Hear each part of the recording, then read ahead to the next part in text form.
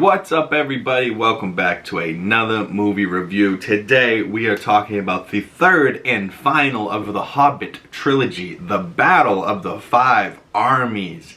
And this one, Peter Jackson directed all three of the Lord of the Rings trilogies, so the 6 movies. I don't know if Peter Jackson has anything to do with the Amazon Prime Rings of Power show, but that is why I have been watching this, is because I want to go and watch Rings of Power, and I figured I should watch all of the existing stuff that was before I watch this, even though I think the Rings of Power is even more of a prequel than these Hobbit movies are. But either way, it's good to get yourself in the mindset of the world and, what do they call it? Middle Earth, I believe. Martin Freeman's still great as Bilbo Baggins. He really is one of the only reasons I stuck around for these movies. Ian McKellen being the other one. But I will say Richard Armitage does a good job as Thorin Oakenshield.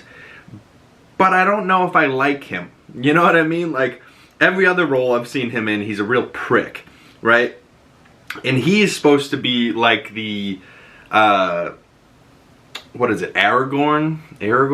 Something like that. He's supposed to be like that character, the king in the Lord of the Rings movies. But that king was like the king of men. This is like the dwarf king.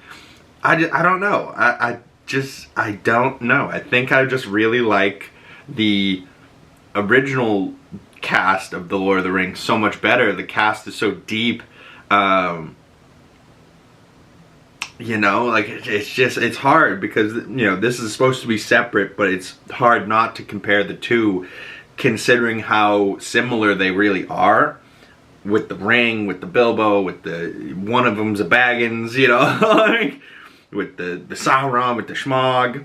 I mean, then they're bringing people back like Christopher Lee, Hugo Weaving. And they're phenomenal, and it's awesome to see them back. Cate Blanchett, you know, and it's really good to see them reprise their roles, because I felt like their characters maybe didn't get enough shine in the original trilogy. So in this one, getting to shine a little bit more, you know, I enjoyed that. I love Benedict Cumberbatch as Schmog and Sauron, even though in this third one he doesn't really get a whole lot of schmogging to go on. They kind of saved that for mostly the second movie. I did go back and rewatch the last 10 minutes or last hour of Desolation of Smaug again, and there is a little Sauron in there, and Schmog is...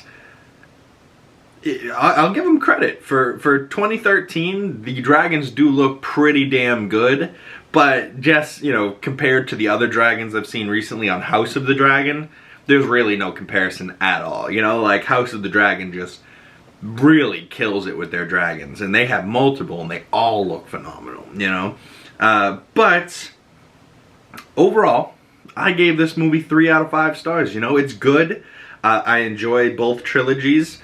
I just think it might be Richard Armitage, friggin' Thorin, that, like, you know, it really pivots on, like, if you dig him as a king or want him to be a king, and he has a great character moment, but him as an actor and a person and a character in this, I just really didn't care, you know, like, where in the original trilogy, from Legolas to his relationship with Gimli to Frodo and Samwise Gamgee, like, there's no Samwise in this, you know, like, really Martin Freeman is Samwise, but then there's no Frodo, and then, you know, there's no team, you know, like, there's no team of hobbits, really, you know. It's just, I do dig the team of dwarves, but at the same time, I don't love their leader, right? Like, if their leader was as good as in, you know what I mean, like, as good as Aragorn, maybe I'd dig it more, but, what is his name? Viggo Mortensen is Aragorn, yeah.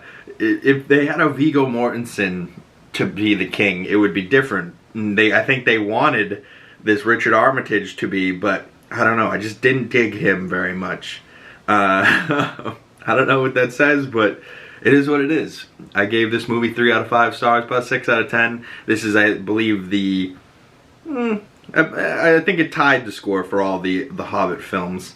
I think I might have given the original Hobbit 3.5 stars at first, but then I docked that down a little bit to 3 stars.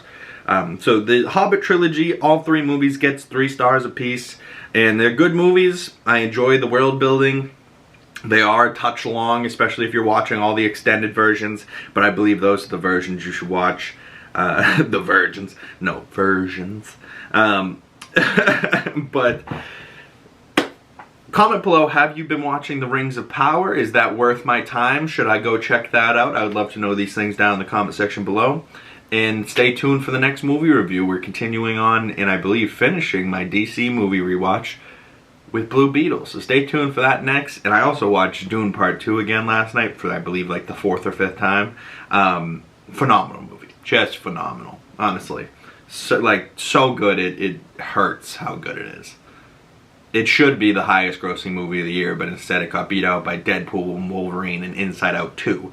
So, either way, it was at the start of the year. I'm hoping by the time we get to Oscar season again that this movie is not forgotten about, because from the cast to the visual effects to the storytelling, all the way through, that movie is phenomenal. Timothée Chalamet deserves his flowers big time.